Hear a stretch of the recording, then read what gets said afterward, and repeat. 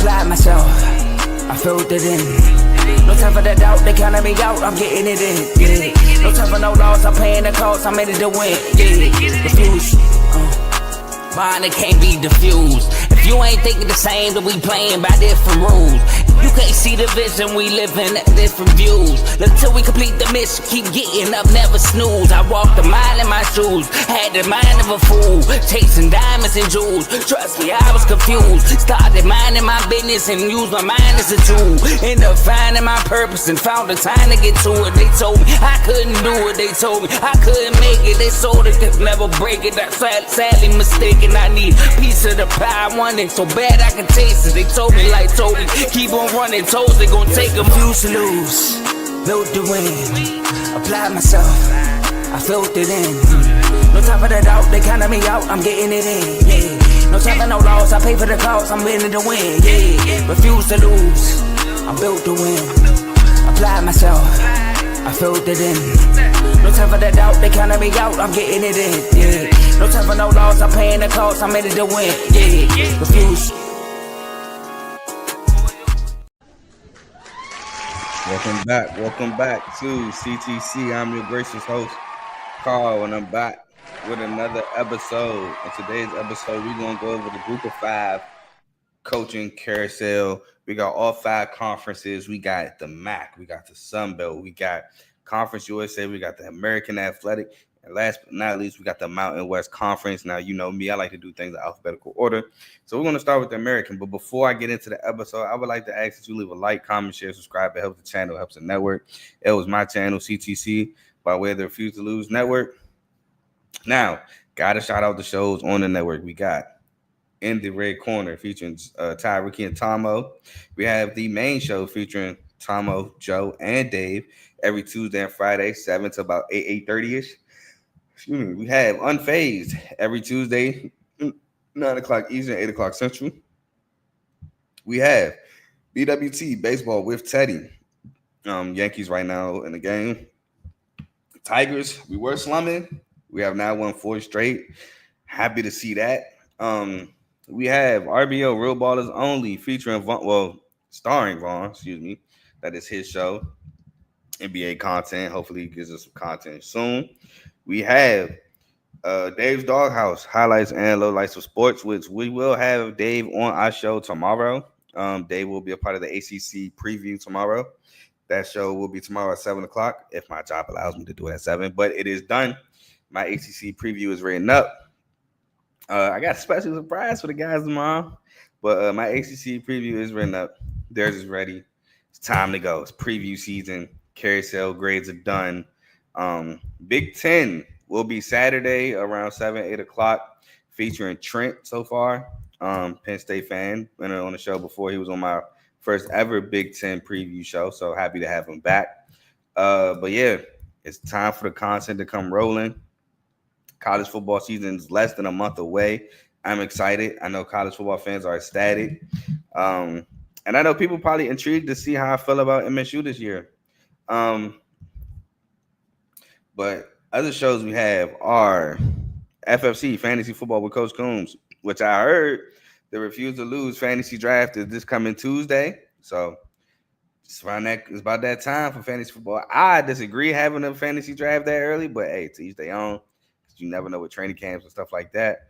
I think that's all the shows on the network. I'm not missing nobody, am I? I don't think so. But please like, comment, share, subscribe to all the channels on the network. It helps and if it helps us, and if you like what you're listening to, stick with us. Now let's get into these coaching carousel grades that I have for this coming year.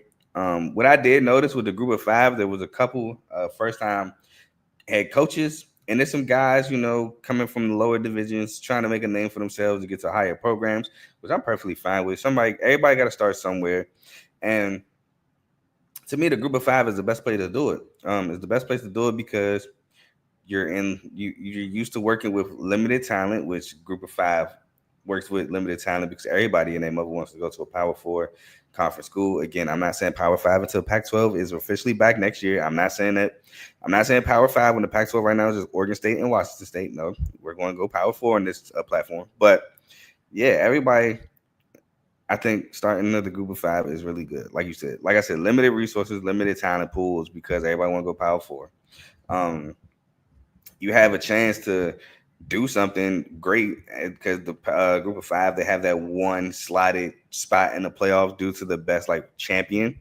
So maybe you can boast your resume there, like Spencer Danielson did last year with Boise State. So there's an opportunity there. So yeah, and then you win a couple games, put together a solid program. You put together some solid seasons with both multiple bowl game appearances or multiple bowl wins. You can possibly work your way up for a head coaching job in the Power 4 because schools are continuously looking for that next young hotshot head coach. Um, so excited to talk about what I've done with this Group of 5 carousel, and we're going to get started with the American Athletic Conference. Now, the American Athletic Conference had some turnover. For sure, they had turnover last year with John Summerall, guys like that. I think no, never mind. He went to Houston. I'm sorry. Yeah, no, they're Big 12 now. They were American at one point, but they're Big 12. So apologies for that. But yeah, so we're going to start with Charlotte and a hire that I really like, and Tim Albin. Tim Albin coming from the University of Ohio, where he won the MAC championship last season. They absolutely handed it to Miami of Ohio, which was my predicted preseason MAC champion. He was 2-0 in bowl games. I don't think he coached a bowl game against Jack State. He went 25-8 at Northwestern Oklahoma State, which is an NAIA program where he won the 1999 NAIA National Championship. In 2021 at Ohio, he went 3-9, 3-5. 2022, he went 10-4, 7-1, where he lost the MAC championship, I believe, to Toledo. I want to say that's when he lost to Toledo. I want to say CJ Harris was the quarterback that year. 2023, he went 10-3, 6-2. And then last year, he went 10-3, 7-1, where he won the MAC championship. Finally, getting that MAC championship, where, again, they beat Miami of Ohio. Offensive-minded head coach with head coaching experience at Nebraska and North Dakota State. In years prior, he made Ohio a force in the MAC, as you can see, with back-to-back 10-game winning seasons and 2 appearances in 3 years in the conference title game where he won 1. So he made Ohio a force to be reckoned with at his time there. So I gave the grade for Charlotte an A+. Coming off of Coach Biff Poggi, which he was beloved by the school and like the community and everything. But you get a guy like that who looks to, uplift the program at University of Charlotte. I'm not saying he's going to turn Charlotte into a possible American Athletic Conference champ every year, because you do have teams like Tulane with John Summerall. You do have teams like UTSA with Jeff Traylor who can possibly be in the mix. You do have teams like Memphis. You do have teams like Navy. Navy is a really good team. So there's some competition in American, but I think he could put together a really solid Charlotte team, and I think he can possibly even get an 8 or 9 game win season. Not now, not in the relatively now, but I won't say that. Not in the immediate, like him taking over, but maybe 2, 3, 4 years they give him a chance. He can get Charlotte to 8, 9 wins, possibly a 10th. He get his guys in, he gets his program running. I can see Charlotte being a solid contender, a solid program, making consistent bowl games, and I think that's all Charlotte wants. I don't think Charlotte, now obviously everybody wants a conference title, but I don't think Charlotte's like, man, you don't give us a conference title, this didn't work out, this was a failure of a hire. No, you give us a conference title, cool, great, that's the icing on the cake. But they just want a solid team. They just want a team that's there, that's very competitive, that's not getting blown out, that's not just a part of the conference just to be a part of the conference. And I think Tim Albin can deliver that. He did a phenomenal job at Ohio. He's won at levels. And when I say offensive-minded head coach with experience, I don't mean he was the Nebraska head coach and the North Dakota State head coach. I'm saying he had experience at those schools. But what I'm saying, just had to make that clear because I can see how that could confuse you. But yeah, I think this is an excellent hire. This is probably one of my favorite hires. I was confused for Albin himself because I feel like this wasn't a lateral move. I feel like it was like I don't want to say downgrade, but I am, because of how well he propelled Ohio and where Charlotte is currently. I thought it was a downgrade for him. But hey, maybe he shows Power Four schools. If I can turn Charlotte into a solid program, look what I can do with your Power Four school. So it may all work out. But I thought this was an excellent hire for Charlotte. So again, one of my favorites. We'll move. Oh, I got a comment, and then we'll move on to ECU. Oh, shout out my boy Joe. He says, "Let's get it." Um, so we move on to ECU, East Carolina, where they hired Blake Harrell. Blake Harrell took over as the interim head coach after they fired their head coach, and he went 5-1 and won the bowl game against NC State. So a really good job. Now this is his first official head coaching job. Like I said last year, it was interim, so he just took over. He was a DC, a defensive coordinator at Kennesaw State, Lenore Ryan, Citadel. He turned ECU around last year, like literally turned them around. Had my dog Caden Hauser from MSU at quarterback. And like I said, beat NC State in the bowl game. Very similar to Boise State with Spencer Danielson, where Spencer Danielson took over Boise State, who was kind of underperforming mid-year 2 years ago, turned them around, won the Mountain West Conference Championship. I believe they lost to UCLA, though, in the bowl game that year. But very similar situation. And for that reason, I gave this an A-. Again, I love the fact that I'm pretty sure he's loved within the program for what he did, turning them around. And the fact that he won that bowl game against NC State, which they do play each other in the regular season, so that's going to be fun to watch. That's great. And he already has the familiarity with the team. He already has the familiarity with the area, the program, pipelines, things like that. He can sell kids on, hey, man, I turned us around, got us a bowl game. We're looking to build something here at ECU. We're in basically the fifth Power Four conference. A lot of people look at the American as like the next best conference outside of the four major ones. So he can sell kids there. I think this was a great hire, learning from the Boise State situation. So I really liked it. I mean, would have been my favorite, but again, like I said, Tim Albin's my favorite hire because I feel like Charlotte really got somebody that they shouldn't have got, but I love this hire as well. Got two comments and we'll move on to FAU. Did he have the option to coach the school he was interim at? Oh, okay, I see what he's saying. Okay, yeah. So yeah, he took over that school. FAU hiring Zach Kitley. Zach Kitley, this is his first ever head coaching job at FAU, which I like it. FAU is a good starter job for him. Taking over a FAU squad who had Lane Kiffin a couple years ago, and I feel like they underperformed. Like they were probably fun to watch, but underperformed. He was an offensive coordinator at Texas Tech, Western Kentucky, and Houston Baptist. Now, I will say he was an offensive coordinator at Western Kentucky, I believe, around the time with Bailey Zappi and Austin Reed, which those were fun Western Kentucky teams to watch. And then he was the offensive coordinator of Texas Tech last year with Taj Boyd, Josh Kelly, and Barron Morton, which was pretty good offensive school at Texas Tech. He will have access to limited mental talent around Florida, being as though he's at Florida Atlantic. He will have that talented Florida school.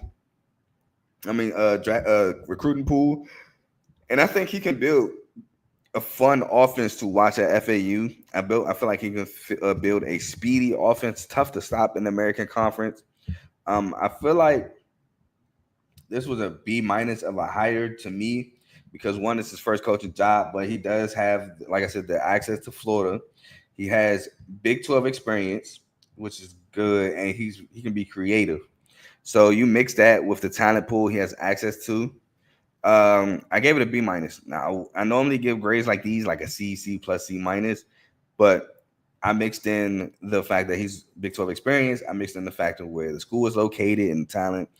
Now, it's going to be the talent that maybe like wanted to go to the U or Florida, and they just didn't think they were good enough, but it's still Florida talent nonetheless. So I did give him a B-. I think it's a pretty good hire. Showed a really good offensive prowess at the last two stops. Houston Baptist, I'm not too familiar with. I'm not gonna lie to you there, but with Western Kentucky and Texas Tech for sure. And the thing I like too is the two separate styles of the school. Like Texas Tech with Taj Boyd, they would run first. Run Taj Boyd, he's the workhorse. Yeah, you got to throw the ball too. But with Western Kentucky, it was basically sling the ball around, throwing a lot of receiver screens, moving the ball, pushing the ball with the quarterback. So I think he can move. He can bring that type of style to FAU and succeed. So I gave that a B minus. Next, we have Rice with Scott Abell. His last head coaching job was at the FCS level, where he coached at Davidson for a couple years. He went 47-28. He did get 2 conference titles, one during the shortened season, where they had the spring season, where he won 2020, 2021, and in 2021 when the summer season. So he got 2 conference titles there at Davidson. He coached at Washington and Lee, which is a Division III, before going where he went 39-24, 3 conference titles, 2012, 2015, 2017. He made the playoffs 3 times at both schools, so at Davidson and at Washington and Lee. He was a high school offensive coordinator before his college head coaching jobs. He was an offensive head coach in Texas. He's an offensive head coach, in Texas, with that talent pool and not too high expectations. Just need to put a solid team together. I gave this one a C plus because while he did have his success at Davidsonville and Washington and Lee, he did have up and down seasons. But as the Tigers just made a trade, not too familiar with who we just traded for, but it's a bullpen pitcher, and I've been asking for one, so that's cool. Back to CTC. Now, the thing with this that made me go C plus instead of like CC minus is that he is at Rice. And Rice is one of those mid-tier American to bottom American schools. I remember like 2016, they had Jordan Taylor, the wide receiver, who went crazy against Texas A&M, but like ultimately they did not have a great year. I think they had a solid season. And then if you look even 2 years back with Luke McCaffrey and Dean Connors and JT Daniels at quarterback, okay season. Some names you could pull, but an okay season. So like he goes 6-6, 7-5 at Rice. That's a win. 8-4, 9-3. They might build you a statue. So his expectations aren't that crazy. So I gave him C plus. A solid hire. Got a solid, not too high expectations, but just got to put together a solid product that the Rice community can stand behind and just put together a product they can watch. So C plus.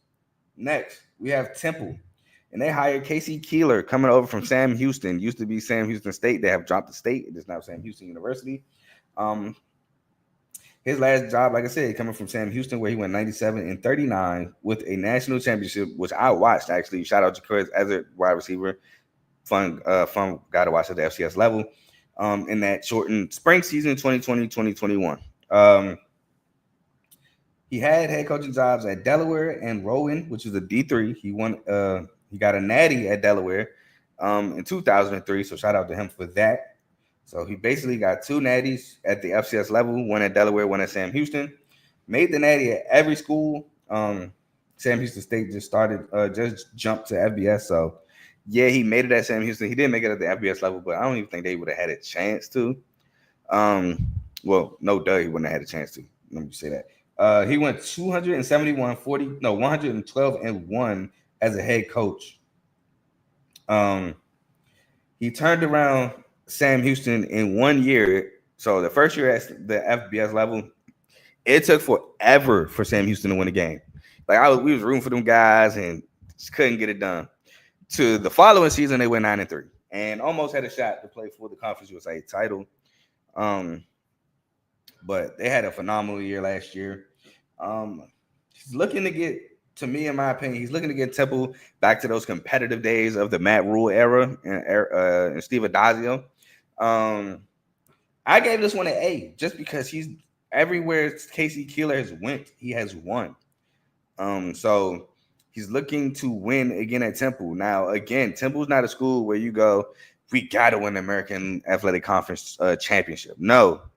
But you could win me 8, 9, 10 games at Temple, be competitive in some of them rivalry games that they shouldn't even be in for real. Like they play like Notre Dame every year, I think. You can be competitive in that. It's a great hire. And I think Casey Keeler, he's the coach that can make Temple competitive again and use that as a stepping stone to finally get to a Power 4 conference. So I love the hire. I give it an A. I do think Casey Keeler is a program changer. So great hire by the University of Temple. And we go on to the final head coaching change in the American, which is Tulsa. They hired Trey Lamb, whose last head coaching job was at East Tennessee State, where he went 7-5. Before he was at Gardner Webb, where he went 20-20. 2020 to 2021, he went 2-2, 0-2. 2021, he went 4-7, 2-5. 2020, I said 2022. That was 2021. Excuse me. 2022, he went 7-6, 5-0. 2023, he went 7-5, 5-1. He made the playoffs twice and won conference titles in 22 and 23. He's an offensive-minded head coach with talented pool of Oklahoma and Texas, and developing a rep for quick turnarounds and solid teams. So I gave this a B-. Again, he turned around Gardner Webb fairly quickly. Went from winning two games or 4 games to winning 7, but going undefeated in conference, and then winning 7 again, but again winning 5 games in conference and winning 2 conference titles. Don't expect him to win the American again. It's a lot of these schools that are hiring new coaches. It's because they're not consistently putting together a solid program. They're not putting together a solid team to watch, a solid product. They're up and down or more down and up. But this guy, he turns around programs fairly quickly. Not saying he's going to win the American in a short span of time, but 6 games, bowl game, maybe even 8. Because Tulsa is a school where you can win 8 games. You can get guys in there to win 8 games. So yeah, I think there's a B- just because so far he's looking like he's developing a rep of turning schools around. So I gave it a B-. Now we go on to the Conference USA. So Conference USA, where first we have FIU, who has hired Willie Simmons. Willie Simmons' last head coaching job was at Florida A&M, where he went 45-13 and won the Celebration Bowl in 2023. Prairie A&M, he was the head coach from 2015 to 2017, where he went 21-11. He has a winning record every season at both schools. Offensive-minded head coach who was an OC, offensive coordinator at Middle Tennessee State and Alcorn State. He has FBS experience at Duke last season, being the running back coach. Bad handwriting. And at the school who just wants to win some games. He's at a school that just want to win. FIU is a school who had an Eric Rivers, who had a Dean Patterson, and just could not win games. Eric Rivers was one of the best receivers in Conference USA last year. He's now going on to go to Georgia Tech. Dean Patterson was really cool as well, also now going on to go to Georgia Tech. But they couldn't get any wins. If I remember correctly, FIU might have won like 3 games max. And this guy hasn't had a losing season. Now, I do think that changes next year at FIU. I do think he might start off his first 2 years at FIU with losing seasons, trying to turn it around. But, at FIU, you're going to hear me sound like a broken record because a lot of these teams who's getting new coaches were losing. But they just probably want a team. FIU, I think, wants a team around 5 to 7 wins, get a bowl game every 2 to 3 years, and everything is fine. I don't think FIU, you winning 8 games at FIU was like, whoa, hold on, who's this guy? What is he doing at this program? 9 is like, oh my God. 10 is just unspeakable. But 5 to 7 wins is not a nice little area. I think FIU is cool with. I would say 6 because everybody wants to make a bowl game. But I gave this grade an A- just because of the fact that he's never had a losing season. And his record, it's like not even close. It's, again, 45-13 is a phenomenal record, And then 21-11. That's a pretty good record for 2 seasons. Maybe 3. I think it was 3 seasons. Yeah, 3 seasons. Yeah, for 3 seasons, that's a phenomenal record. So I gave that one an A-. Gave it an A-. I like the hire. And again, he's not expected to win chips. He's just expected to have winning seasons, get to a bowl game, possibly win said bowl game, and just rinse and repeat. And he's in Florida. He got the access again to that Florida time. Next, we got a school that I've been cheering, rooting for the last 2 years, Jack State. I could have worn my Jack State shirt, but I wanted to wear my Nevada shirt today. But Jack State. Jack State hires Charles Kelly. This is his first time being a head coach, but he's hired because Rich Rod has left and gone to take the West Virginia job. The first time head coach with a ton of assistant coaching experience, 31 years to be exact. He's been an assistant coach on all three sides of the ball, so he can mix it up. He's a master, jack of all trades there. Takes over a conference championship team with big expectations. Excited to see how he does. I gave it a C plus because again, this is his first head coaching job. You're replacing a legend in Rich Rod. Rich Rod is a legend head coach. So to go from that to a first time head coach is big shoes to fill. And he just won you the Conference USA championship in your second year in the Conference USA. So he got a lot to fulfill. This ain't a school like the last couple where they ain't been winning, so 6 wins is solid. No, Jack State is feeling like, hey, we can do this every year. We can win 9-10 games. We can fight for a conference championship every year. They could have fought for the conference. No, I don't think they could have fought for a conference championship 2 years ago. But they actually got a bowl game because there was lack of bowl teams the year they weren't eligible for a bowl game, and they won. So this isn't one of those schools like I've been saying in the last couple coaching hires where 6 games is acceptable. No, you're gonna have to try to compete for a Conference USA title. They had a pretty solid defense. Tyler Huff and Trey Stewart took Conference USA by storm last year with their ability to run, especially Trey Stewart. Tyler Huff was a dual threat quarterback. So we'll see how he fills those shoes. But I gave it a C plus, man. C plus. Next. Oh, excuse me, got a comment. Never mind. So next, we have Kennesaw State. They hired Jerry Mack, whose last head coaching job was for North Carolina Central, where he went 31-15, but won 3 straight conference titles, 2014, 2015, and 2016. But he lost the Celebration Bowl in 2016. He was with Jacksonville Jags, Tennessee, and Rice. After being a running back coach, trying to uplift Kennesaw's second FBS season and make bowl games where Kennesaw had an abysmal. Well, I won't say abysmal because they did upset Liberty, but a pretty bad first year in the Conference USA. Again, they did upset Liberty, which was crazy, but overall it was just not great of a year for Kennesaw. And I think, I would love to say Kennesaw had a pretty solid defense, just offensively at quarterback, just cannot figure it out. But I said that based on his first head coaching job, he was dominant. I don't expect it to be dominant here, but can possibly be at play for a title. I think it's a lot of parity that goes on in Conference USA. 2 years ago, we saw Liberty dominate Conference USA, including dominating New Mexico State in the championship game. Shout out Diego Pavia for that, for taking New Mexico State to the championship game. But since UTSA has been gone, who was dominating Conference USA, it's shown to be some parity. We saw Jacksonville State take over when last year, but we saw some upsets. We saw Sam Houston,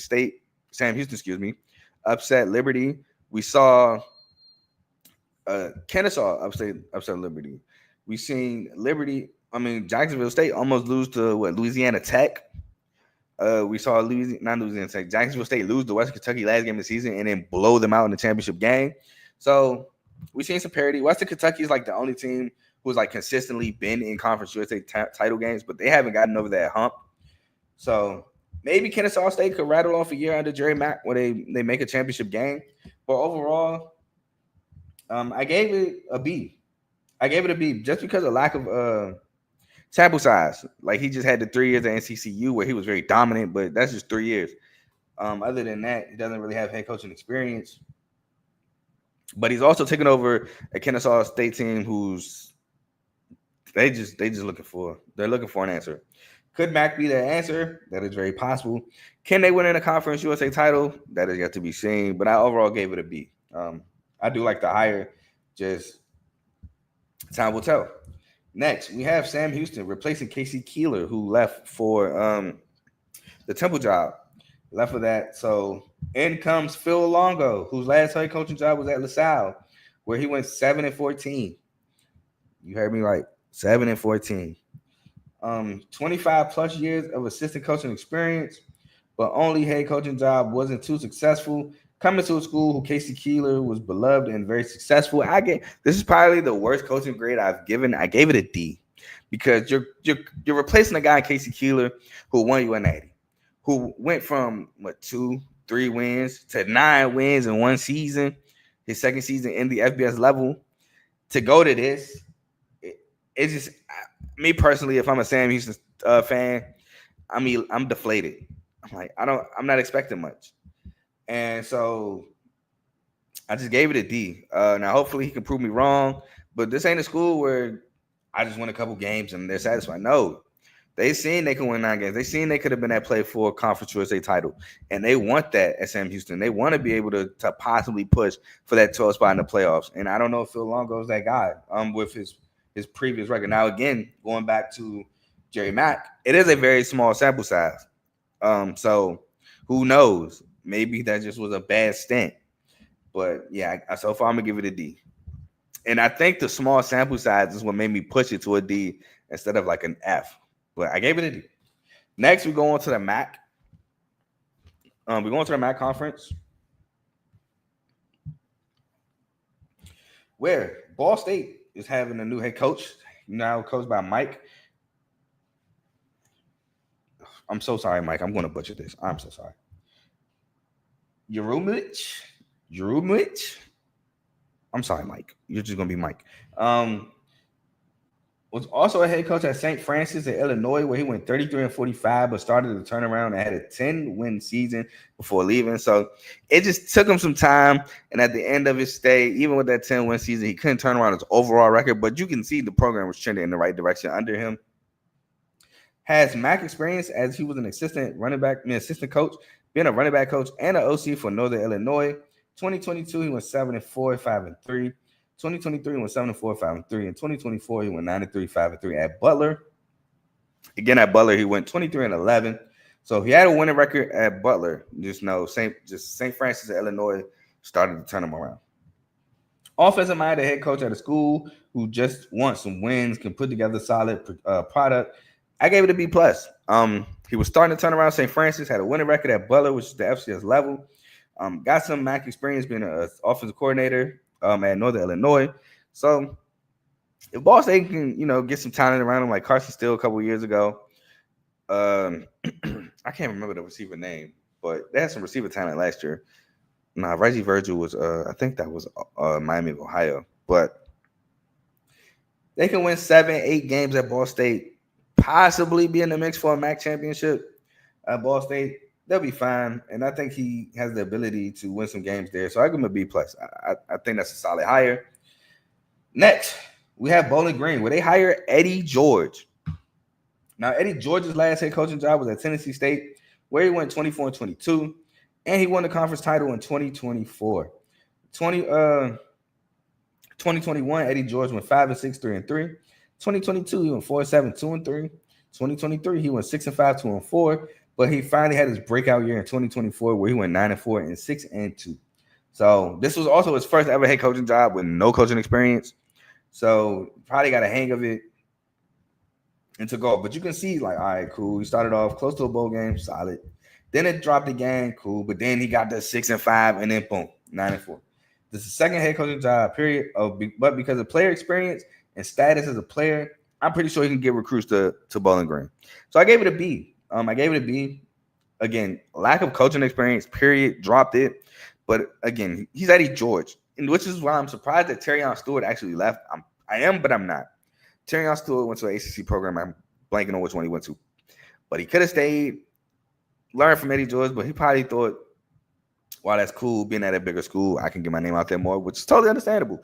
But I know Eddie George is going to be able to bring in some recruits. So I gave it a B. I'm excited to see what Eddie George does at the FBS level and the Group of 5 level. I am excited to see how that works there. And he's probably going to have a staff that's going to be able to really help him at this level. So gave it a B. Next.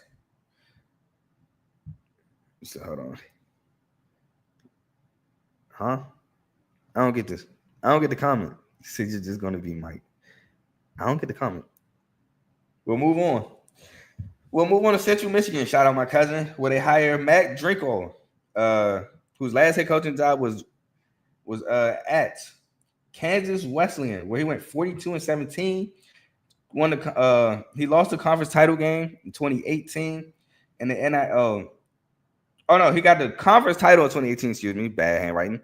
And then he lost in the NAIA semis, but made the playoffs in 2015 as well. He's assistant coach at Army from 2019 to 2024. He's an offensive-minded head coach who had a ton of success at the NAIA level, looking to get CMU to 6 to 8 wins. I gave it a B plus just because while he was at the NAIA level, he 42 and 17 is enough to sneeze at any level. Shows that you can coach with limited talent. Now you will be at Central Michigan. You're going to have some decent talent there. Now they are a school that recently has been like a defensive school that's been able to run the ball. If they could pass the ball, if you can get them to pass the ball, that'd be a whole nother level at CMU.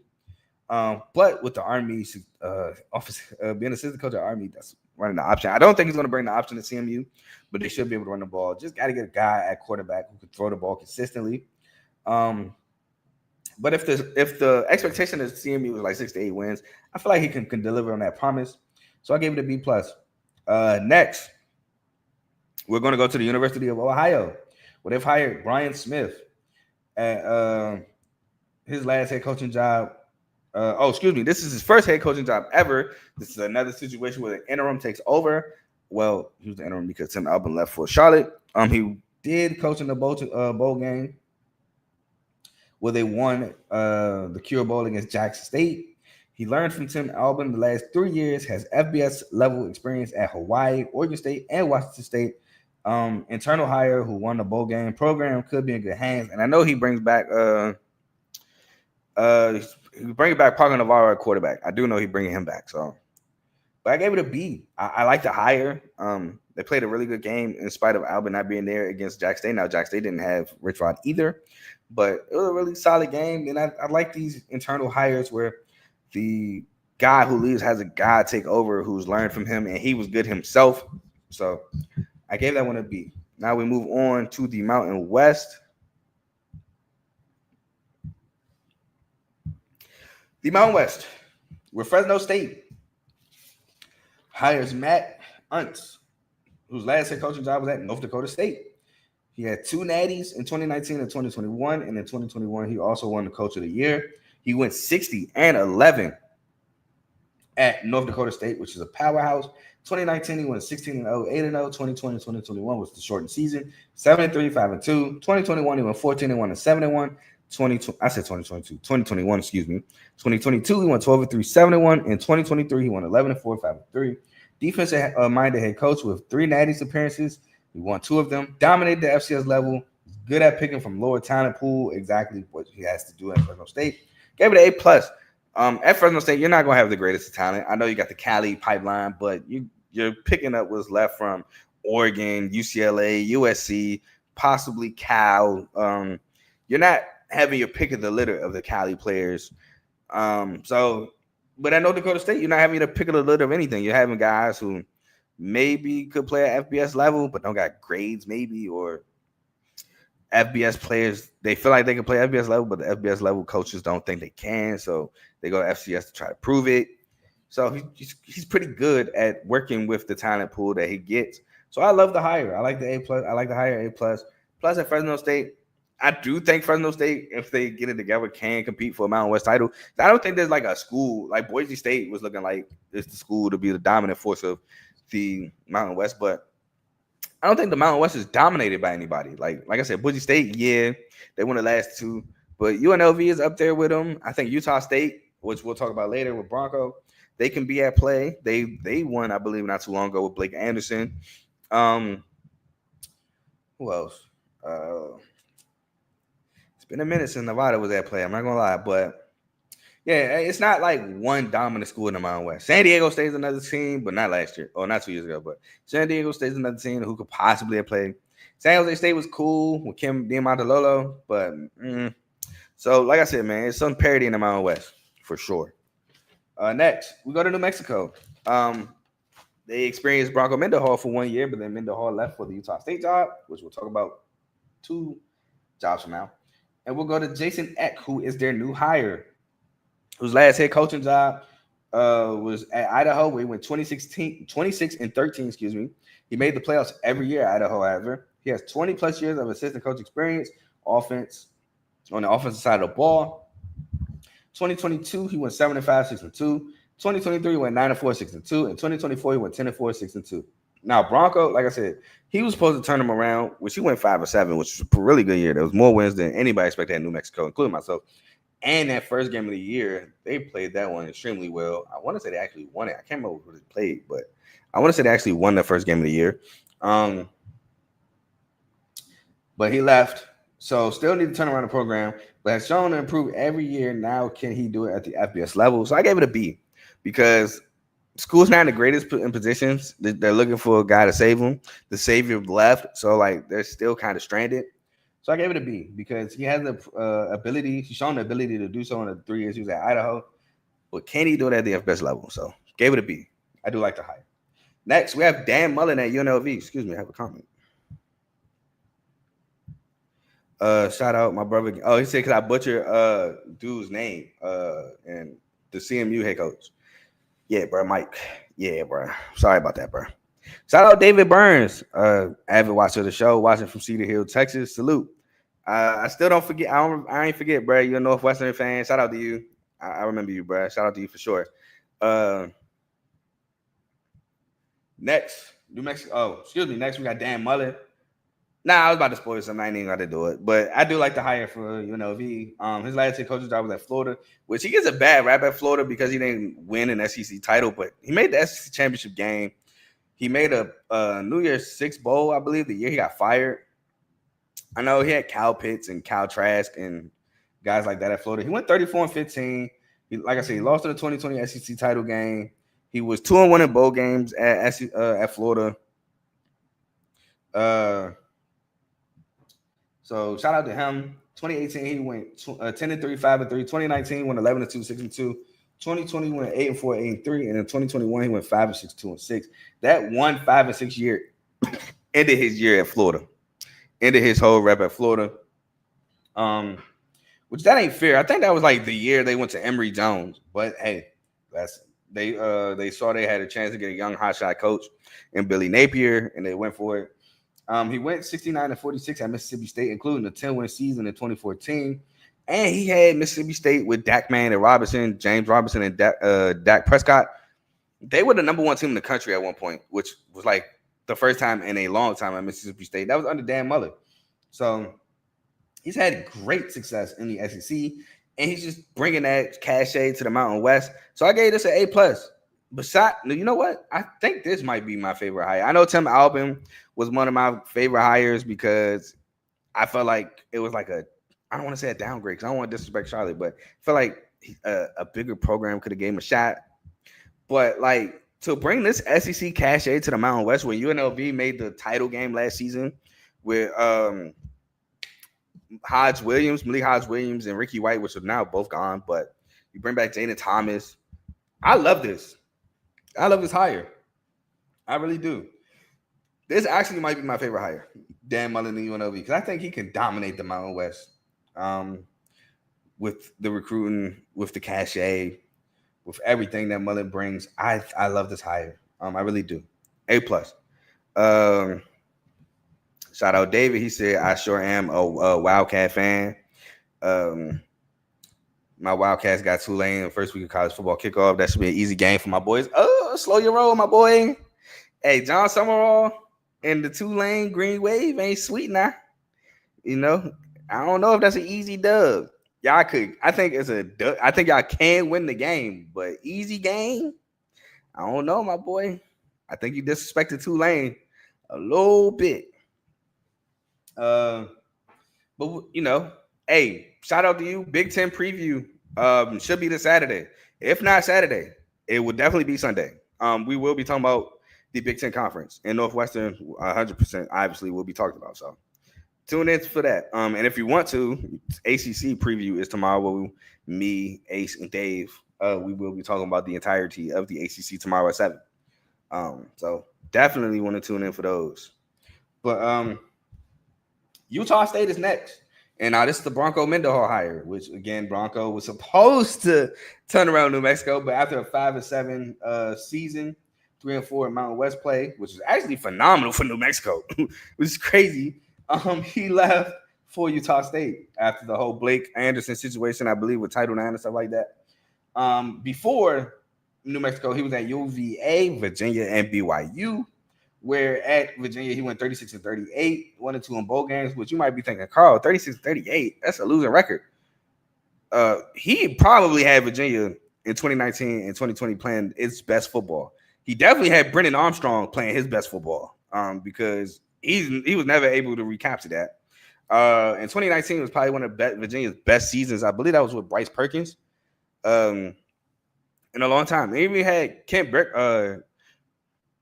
Kurt Bankhurt, who is now like a Madden gamer influencer, but he was at Virginia balling too. So Bronco had some really good years in Virginia. He turned them around. I remember like he won like the Virginia Tech game, and that was like huge for them.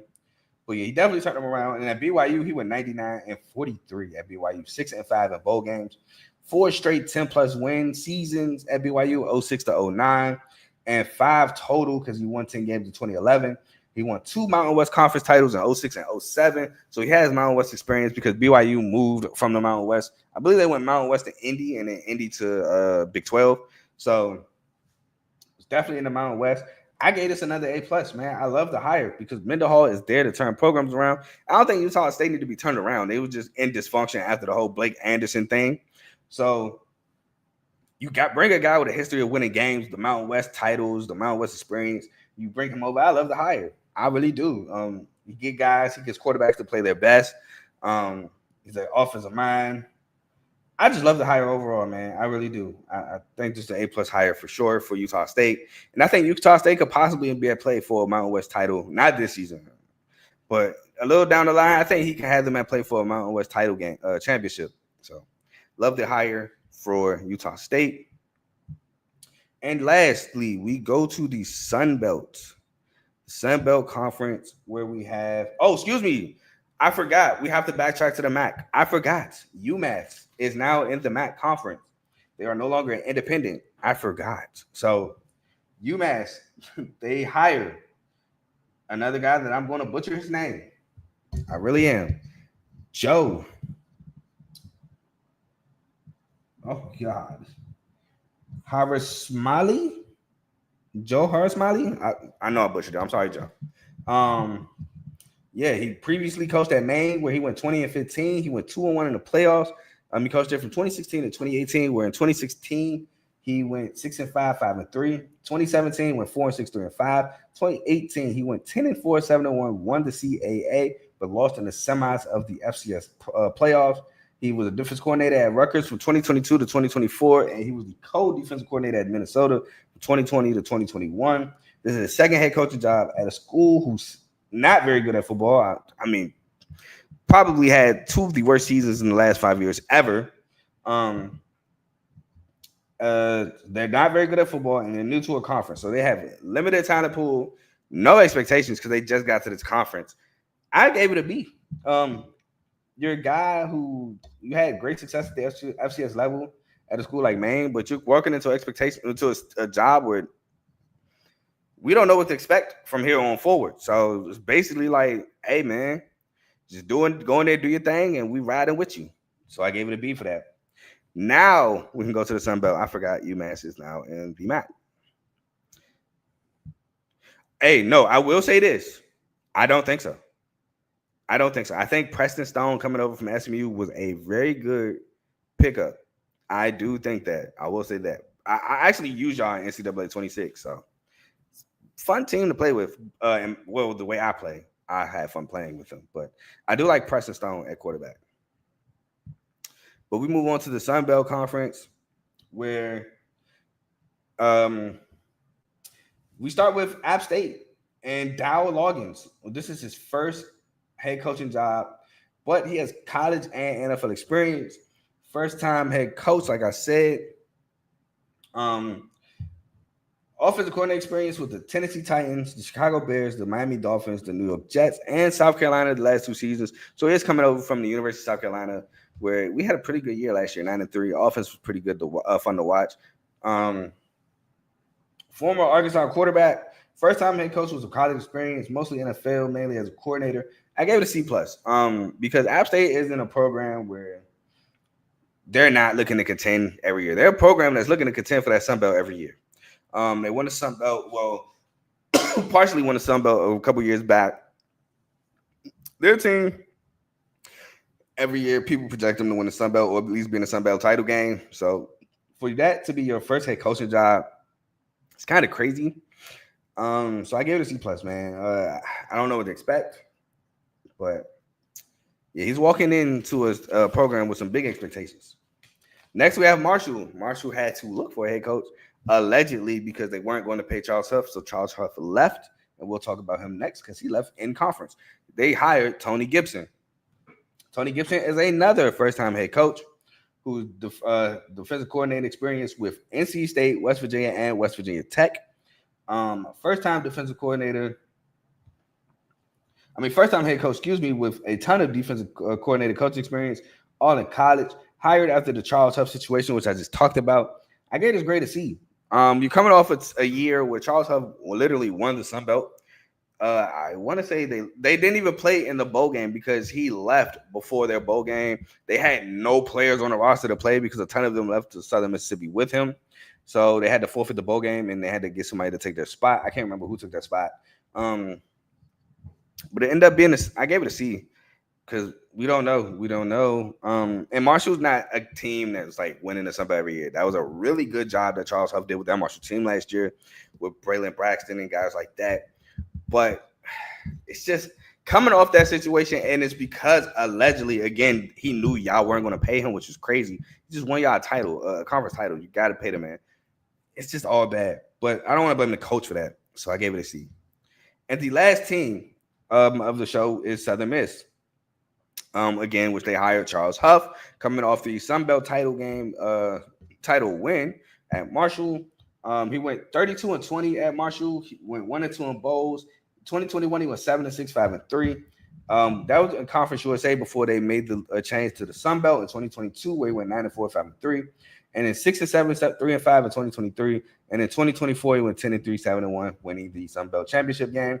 Offensive-minded head coach who won a conference title, moves within the conference, tries to uplift a program who has not been good at college football in a minute. Even under Frank Gore, they were not that. Frank Gore Jr., they were not that good. They were okay at best. Won a couple games.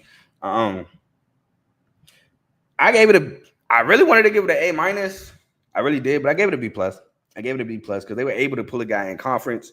He did win a conference title, but I don't think he's going to win a more conference title in Southern Miss. They did bring a lot of players back, so I could be wrong. But I gave it a B plus. I love the hire though. I really do. Your program is kind of in shambles. You're looking for a savior. He's a guy in conference that won a title. But you know what? I changed my mind mid-show. Gave it an A minus. I'm giving it an A minus. Giving it an A minus. Again, I just talked myself into it because, again, you're a school looking for a jolt, looking for a savior, and you're able to snatch a guy in conference who just won a title. A minus. I love the hire. So A minus for Charles Huff going to Southern Miss. Now, Charles Huff, if he does well at Southern Miss, can parlay this to a Power 4 conference job. I think if he does well at Southern Miss, this gets him in them talks with Power 4s.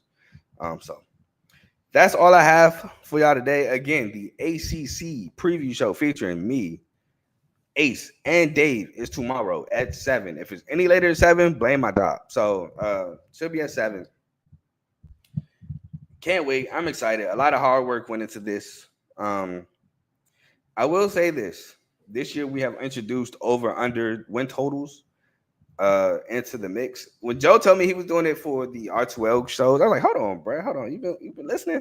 It's crazy. We got the same thought process because that was my whole introduction thing too. Like I talked to Joe on the phone about that. I was like, dang, that's crazy because me and you both doing that this year.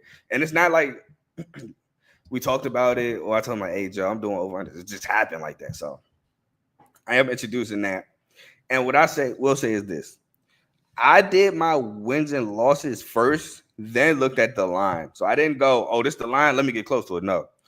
I did my previews, and when I was done my previews, I said, let me see how close this is to the actual lines. And they were pretty daggone close to what Vegas thinks too. Now, I'm not going to say whether they were over under until tomorrow, but all I'm going to say is this. I might be able to have some I might be able to write some lines for Vegas. That's all I'm going to say. But that'll be tomorrow. I'm so excited to get this content out, especially all the hard work I've done. It's my third year. It's my third year. It's my third year doing previews this year. So They don't get any easier. I'll say that. I will say that. Now, I see your question. You said, who are your picks for the bowl runs this year? I don't know what you mean by that. Like, who do you think I think are making bowl games this year? Tune into the previews for that. Now, if you're asking me who I think make the playoffs, I will have a playoff and championship winner show later on down the line, like 2-3 weeks down the line. But in terms of who do you think I'm making bowls, or like who do you think I'm winning? If you're asking me who do I think win conference titles this year, okay, yeah, you're asking me who I think made bowl games. Tune into the previews. That's all I'm gonna say to that one. You'll get your answers. Yeah, so my preview is gonna answer all that. My preview is gonna answer who I got winning conference titles, who I got making bowl games. Not which bowl games, because I ain't that. If you could predict which bowl games people making in the preseason, hey, you a whole nother breed. I can't do that, but I'm going to predict who makes bowl games, but not which ones. I'm going to predict who makes the playoffs. I'm going to predict who I think wins the championship, and I also have at the end of right before week 0, I also have a show where I predict who wins what award. So my preseason Jim Thorpe Award winner, my preseason Dope Walker winner. I have those as well. So all that is coming out soon, David. So just tune into the show. All your answers, all your questions, will be answered. But yeah, and I'm excited to deliver those answers for you.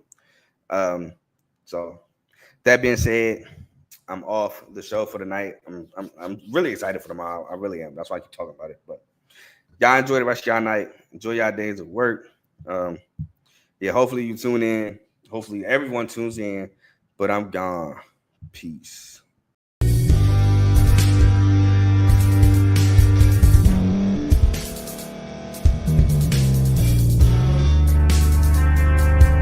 Thank you for staying to the end. If you're watching this on YouTube, please like this video, subscribe, and also hit that notification button so you can be notified next time we put out a video. If you're listening on any podcast platform, subscribe and hit that notification button, y'all, so you can be notified we put out another podcast audio.